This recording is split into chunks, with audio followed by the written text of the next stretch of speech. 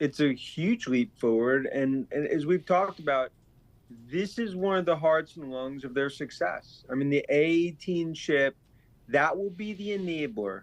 How 20% of the world ultimately interacts with AI through an Apple device. So, talk to us about this latest phone coming out, the 16 phone here, as it relates to AI. What is the company touting in terms of AI capabilities? Look, Apple Intelligence.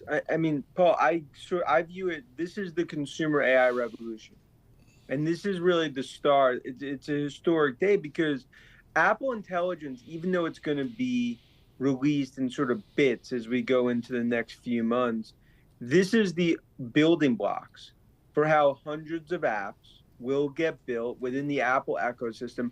That'll be generative AI. And from an open AI perspective, when you look at a personal assistant, this was always the vision.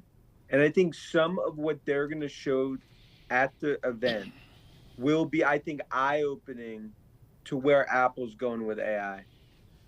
So, how important is this version of the 16? I wouldn't call it revolutionary. Is it just kind of what we've seen over the last several years, evolutionary?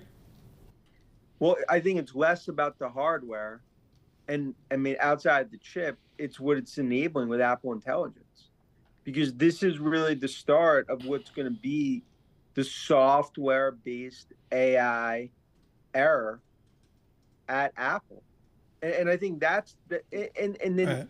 when you look at how this is all playing out, you have 300 million of 1.5 billion iPhones that have not upgraded in 4+ years.